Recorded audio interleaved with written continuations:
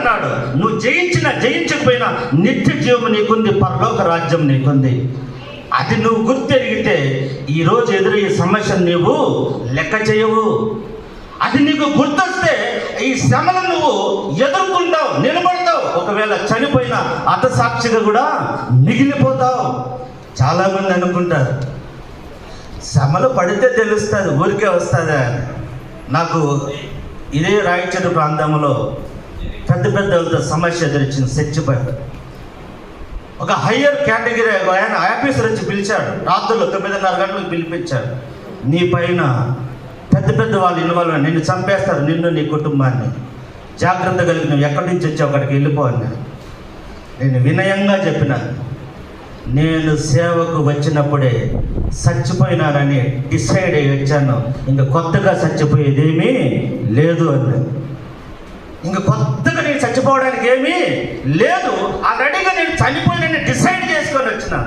పాతకాలంలో మరి మక్కాకు వెళ్ళే వాళ్ళు ఇక్కడే ఆ కార్యక్రమం కార్యక్రమం తీసుకొని వెళ్ళిపోయేవారంట. అలాగూ మేము కూడా నిర్ణయం తీసుకొని వచ్చినాను అన్నప్పుడు, నువ్వు మొండోనివి, నీ ఇష్టం, నీ సావు నువ్వు చావుపో అన్నాడు. దేవుని దాసులమైన మనం ఎందుకు? నాకు పరలోక రాజ్యము వస్తాయి. అందరూ హతసాక్షి కావాలని కోరుకుంటారు. దేవుని కోసం హింసలు పడి నేను కూడా చనిపోవాలనుకుంటాడు. కానీ అర్హత ఉన్న వాళ్ళకే ఆ సావు వచ్చేది. అర్హత లేని వాళ్ళకు, డూప్లికేట్ సేవ చేస్తున్న వాళ్ళకు రాదు. నువ్వు అనుకోవచ్చు నేను కూడా హతసాక్షిని పరలోకం పోవాలా అనుకుంటావు. దేవుని సింహాసనంతో నేను సరి సమానంగా అక్కడ ఆయన ముందర కూర్చోవాలి నువ్వు అనుకుంటావు, కానీ నీకు అర్హత కావాలా. అందుకోసమనే అపోస్తుల కార్యములు 5వ అధ్యాయము 41వ వచనం చదివితే మనకు తెలుస్తుంది. అపోస్తుల కార్యములు, ఆ నామము కొరకు అవమానం పొందుటకు పాత్రులని ఎంచబడినందున వారు సంతోషించుచు మహాసభ ఎదుటి నుండి వెళ్ళిపోయినారు. ఆ నామం కోసం నువ్వు అవమానం పొందాలంటే నువ్వు అర్హత సాధించాలా, నమ్మకత్వాన్ని సాధించాలా, విశ్వాసాన్ని సాధించాలా.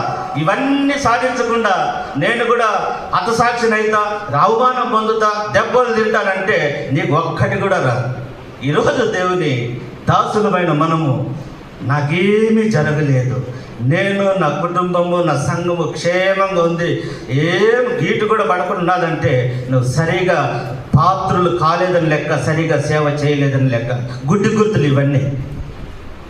అట్టయితే మాకు అన్నీ రావాలనే కొట్లాట అంటావా? వచ్చినప్పుడు నిలబడుకోవడానికి, శక్తి కలుగడానికి నువ్వు ముందుగా ప్రిపేర్ కావాలా, సిద్ధపడాలా. ఎటువంటి శ్రమలు వచ్చినా నేను వెళ్తాననే ముందుగానే సిద్ధపడాలా. అందుకే నీ వైఖరి, నీ ఆలోచన విధానం మారాలా. ఈ పుస్తకం ద్వారా దేవుడు మనతో మాట్లాడుతూ ఉన్నాడు. ఒకవేళ ఆశీర్వాదాల గురించే బోధించే బోధ అయితే ఈ రోజు నుంచి అయినా మనం మార్చుకున్నాం. సంఘాన్ని సిద్ధం చేస్తాం, మార్చడానికి సిద్ధం చేస్తాం, శ్రమలకు సిద్ధపరుస్తాం.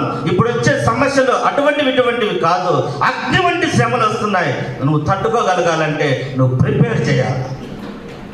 ఈరోజు మనం సంఘానికి ప్రిపేర్ చేస్తాం. దేవుని దాసులమైన మనము ఒకటి ఆలోచన, ఎవడైనా క్రైస్తవుడైనందుకు హింసలో అనుభవించాల్సిందే.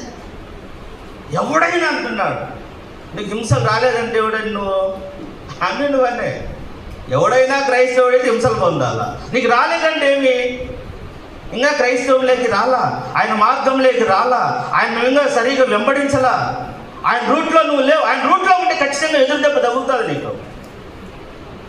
మనం జాగ్రత్తగా ఉండాలి. సంతోషించే విషయాలలో మనం సంతోషించాలి. శ్రమదినమున నువ్వు కృంగినేడల చేతగానే వాడబోతావు శ్రమలు వచ్చినప్పుడు.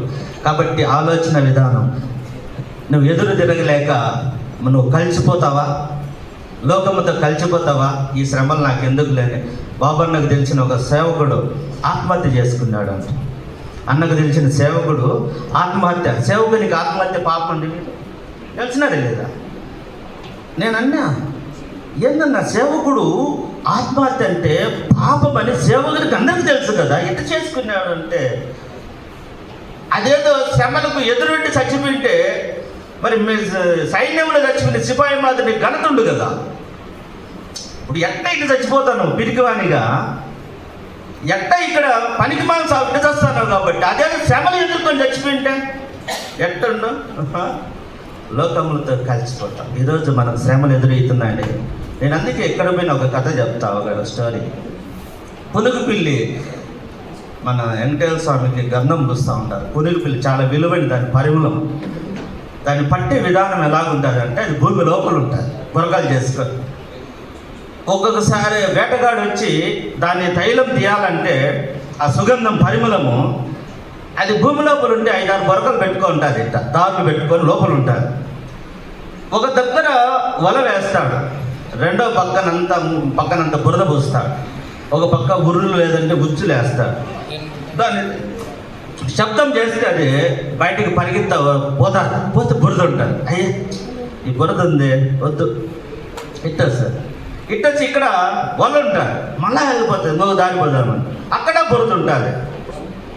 అది ఆలోచన చేస్తుంది. బురద తగిలించుకొని బయటికి వెళ్ళి సాయంత్రానికి బురద రాలిపోతుంది, బతుక్కోవచ్చు, అది ప్రాణంతో